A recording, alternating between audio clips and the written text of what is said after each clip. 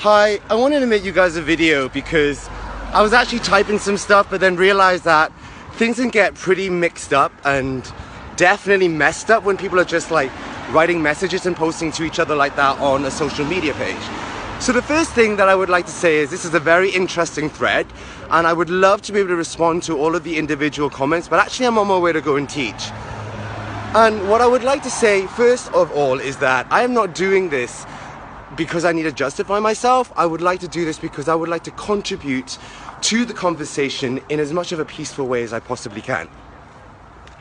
The first thing I want to say is that my background is for 15, 16 years is working with recovering addicts, homeless people, individuals with mental health issues, and I work with people in prisons as well as people on the streets. I've worked with seriously vulnerable groups of individuals, and I didn't have the luxury to work with those who had a privileged background in yoga studios until much later on in my yoga career, maybe 16 years into it or something like that.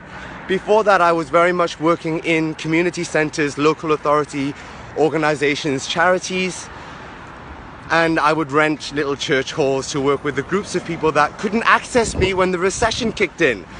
And I'm going to be honest with you, when I was working with these groups, I had to speak in a particular language, and over the years I've carried hundreds of my clients within these different areas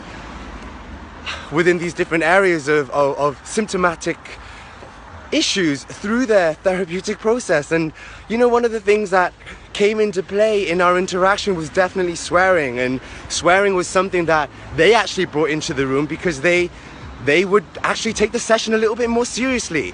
So I've been told a couple of times that, and also by a therapist, psychotherapist actually, who said that they didn't think that swearing fitted in the yoga room. Well, it really depends who's in the yoga room and whose yoga room is it.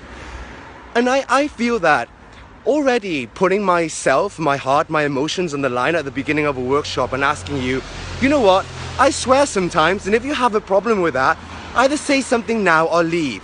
What is wrong with that? That's me coming up and saying, look, I'm Asian, I'm also gay, I have these spiritual convictions, and I like to eat this and I like to do that, and if you don't like it, please leave. You don't have to stay there. And I get that Tamia is not saying that she needs to stay there, and I get that she didn't want to bring up anything at that time, but that's probably something to do with the way that she wants to hold herself as an individual. And you know what? I do not judge that.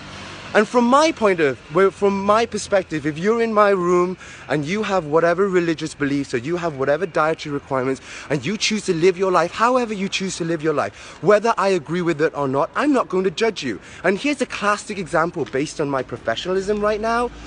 I'm a biomechanics specialist. My degree was in complementary medicine. If I see something that you're doing that's structurally or evidence-based and due to evidence-based being unsound, I may or may not say something about it, but I'm certainly not going to judge you for it. So what I ask of you, yoga teachers, apparent wisdom keepers of the world, of our country here, is reflect on the way that we're actually having this discussion. And I would love to further pursue this discussion, but you know, there's a part of me that feels very emotionally hurt right now that the way that I choose to live my life can just be put on the line. I mean, it's not like I'm starting wars. If anything, a lot of my work is about ending the war. And I would appreciate it if we are the peacekeepers, the wisdom keepers that we claim to be for our community, who we are on social media, then let's stop having a fucking fight about this and let's just have a discussion about it. If you don't like it, then don't like it. You don't need to start calling people all the assholes under the sun. That's not right. Interestingly, I'm standing outside of my hotel now and there are individuals who are wearing burqas. Yes, guys, we're doing the same thing, the white supremacy stuff, the white privilege stuff, and I'm white privileged too, okay? I'm not judging anyone here. What I'm asking for all of us is, if we're going to have a discussion about stuff, have the discussion about stuff. Stop throwing criticisms and remarks that are going to hurt each other at each other. I mean, I want to share this because I have been a UK-based teacher. I've lived in the UK, I was born in the UK. I now teach internationally, and I just happened to be on this forum, and that post came up, and one of my students had just notified me to it. And I actually really wanted, at first I was really upset, then I was really hurt, but now really all I want to do is make peace about this. And if you don't like what I do, then just don't like what I do. There's no need to start calling me names. There's no need to start calling each other names. So I ask you, take a deep breath and work out, like, what kind of teacher do you want to be?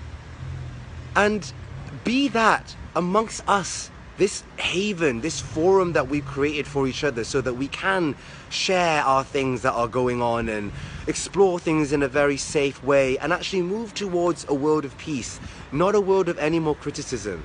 Please end the war inside right now. And if you don't realize you have an end war, if you don't realize that you have a war going on inside right now, if you have a war going on with another person, there is a war going on inside. Please stop now.